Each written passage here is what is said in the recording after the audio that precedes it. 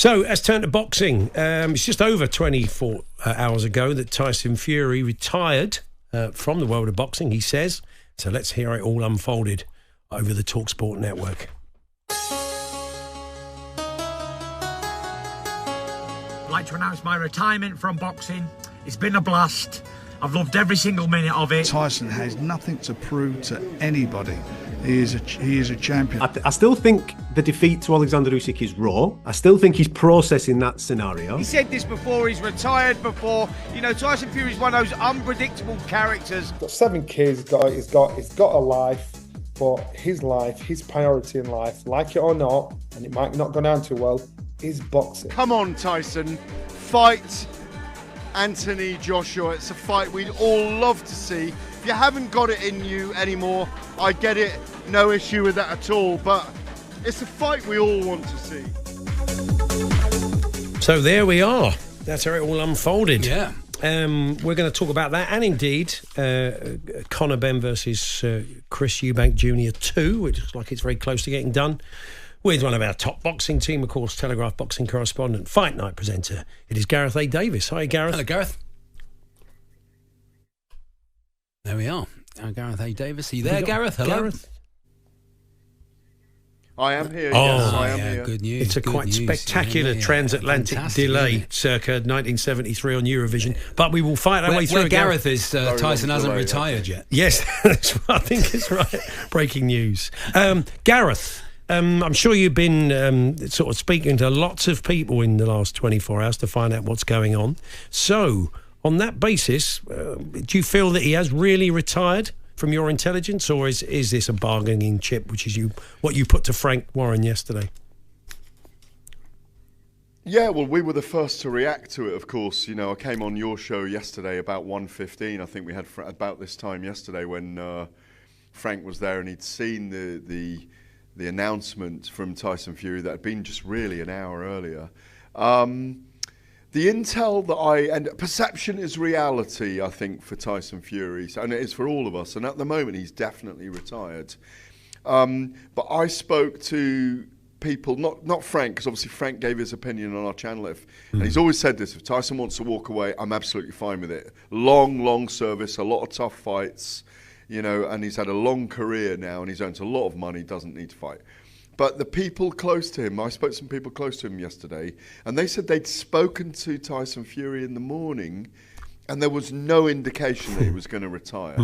Was it just, I'm throwing this out there as a negotiation tool that, you know, remember a couple of years back he retired, he said he wanted $500 million, if you remember, $500 million to come back. I remember writing the story, doing the interview with him. So who knows what's going on inside the mind of Tyson Fury? What I'll tell you is this. Everyone around him is very supportive of what he wants to do. I spoke to Zhilei Zhang here in this room earlier. We're doing tons of interviews with the undercard fighters today. Shaka Stevenson, Virgil Ortiz, they've all been through. Hamza Shiraz. They're all on the YouTube channel, by the way. Keep pushing that, of course. But right now, I don't know if Tyson Fury will ever come back. He doesn't need to fight. He doesn't need to fight financially. It's whether mentally he needs to fight. And I don't know. Also, he's got himself into great shape, hasn't he? He got himself into great shape, best shape for ages against Usyk. So he's still got it physically. Yeah, is the thing. And he's always been so good at the show business of the boxing business, Gareth. And that's why we sort of doubt it, isn't it? Because he knows there's nothing better than a big comeback. I'm back. Let's go with the fight. Well, yesterday you could even read it as marketing genius that everyone was there scurrying around at this big press conference at Outernet for Artur Beterbiev and Dmitry Bivol and Joseph Parker and Daniel Dubois. And in a weird way, with that 17-second video and Dick Turpin, the enigma of why Dick Turpin, which we can go into, he kind of stole the show yesterday. Yeah. Because everybody's trying to find out, is he really retired? What's really going on? And you could call it marketing genius, and he is a marketing genius. He has that enigmatic X factor where he puts those noses out of joint, but he sells the fight. What I will tell you, to Charlie's point, is that in Riyadh, there seemed to be a tiredness about Tyson Fury. I know he wanted to take Usyk more seriously and not jape around the second time, but there was a tiredness about him for the selling of events. I thought anyway, much as it was a great fight and a very close fight, but he may have come to the end. But I just think a couple of months down the line, he's retired 4 times, remember, and they've been transitory, so ephemeral. So this probably is one of those, unless they sit on it for a while. Because if you think about it, if he was really going to retire, we need a big fanfare for that. We need a big press conference. We need a big event. We need to celebrate it.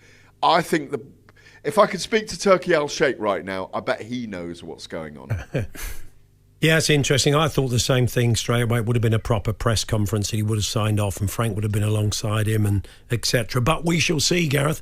Yeah. Just a quick word on Conor Benn, Chris Eubank. The fight looks like it's going to happen. It was originally going to happen at the O2 in 2022. Now they're in a much bigger room. Tottenham Hotspur Stadium is being suggested. How close is that? Well, you don't mind that, do you, at all? You'll be there with your debenture. As long as we spend it on players, I don't mind. I think it's a great venue for it. Yeah. April the 26th, I believe, is the date touted at the moment for Conor Benn and Chris Eubank. It's at middleweight, £160. There's a £10 rehydration clause. They can only go to 170. I'm sure there are penalties for going over that. It's nice we've got there, 2 and a bit years on. Listen, it's a big fight. It's a lineage fight. It's a blood lineage fight. It's not absolutely confirmed yet, but you know the rumour mill is very, very strong circulating on that's the date and the venue for the 2 men to collide in that the third fight between Benn and Eubank. It's a dangerous date because they might have an open-top bus parade, Paul. You never know. Well, I mean, it'd have to be a hell of a run we go. It could be for the cup final. Exactly. Delayed one, yeah. All right, Charlie, thanks for that. Cheers, Gareth. We'll catch up with you soon. There we are. He's gone. Gareth A. Davies there. And, he's at the undercard for... Better be a Bivon. Wow, that is some undercard as well. We were chatting to Joshua Bratzi, who's fighting Callum Smith on that. But, wow, so many great fights. Gilles Zhang as well. So many great fights. Got that big punch, Gilles Zhang. He's fantastic. It's going to be some night, that.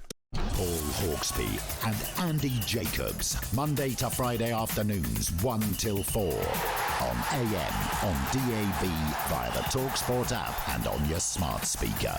talkSPORT.